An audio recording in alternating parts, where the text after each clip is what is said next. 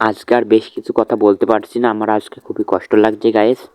আজকে আমাদের খামারের যে অবস্থা রয়েছে, আমরা এতদিন করে আমাদের তিলে তিলে করে খামারটি বড় করছিলাম, এখন ধ্বংসের মুখে চলে যাচ্ছে।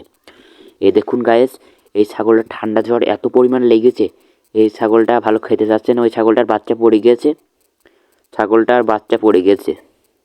এখন ছাগল মন করেন মারাই যাচ্ছিল, ছাগল বাচ্চাতে গিয়ে বাচ্চা পড়ে গেছে, ছাগলটা ওটা এখন ঠিক হয়ে গেছে। আবার এই ছাগলটার বাচ্চা আজকে সকালে পড়ে গেল গাইস। এই ছাগলটার এখনও ডাক্তার আসবে, ডাক্তার এসেছিল, এসে ট্রিটমেন্ট দিয়েছিল। এই ছাগলটার আবার 500 টাকা খরচ হয়ে গেল এবং আর বাচ্চাটাও নষ্ট হয়ে গেল। দেখুন, ওই দেখুন আমাদের আরও অন্য ছাগল রয়েছে। আমাদের আরও একটি ছাগল খামার থেকে আমরা অন্য জায়গায় শিফট করে দিয়েছি। সেই ছাগলটার কী হতো বলতে পারছি না। খামারের সব ছাগলের এখন হয়ে যাচ্ছে, ভ্যাকসিন দেওয়া রয়েছে, সব ঠিক মতন প্রিপেয়ার দেওয়া ছিল ঠান্ডার জন্যে, ও আরও অন্যান্য কৃমি এটাও তার ভ্যাকসিন দেওয়া ছিল। কিন্তু আমাদের ছাগলের বাচ্চা পড়ে গেল, একটার ঢেঁড়স ছিল। এইভাবে ওইভাবে ছাগল সব ঠান্ডা মান্ডা লেগে আবার চটাপটা হয়ে গেল।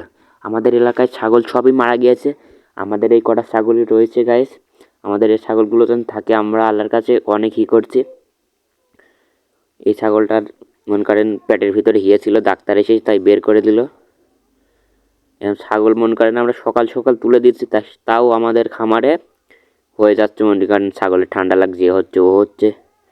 আমি ডাক্তারের সাথে কথা বললাম, ডাক্তার বলছে যে ছাগলের ম্যানেজমেন্ট ভালো থাকলে ছাগল ভালো থাকবে। আমি বাসায় ছিলাম না, আমার বাপ ছিল বাসায়, আমার বাপ ছাগলকে খাতে দিয়েছে কি কিরকম করে জানি না।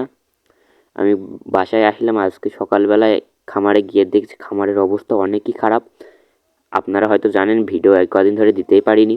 দেখুন এই ছাগলের পেটে বাচ্চা রয়েছে। এই ছাগলটার কি হয় বলা যায় না। এই ছাগলটার বাচ্চা মনে করেন ওই দেখুন, ওই বাচ্চাটা হয়েছে, আবার পেটে বাচ্চা।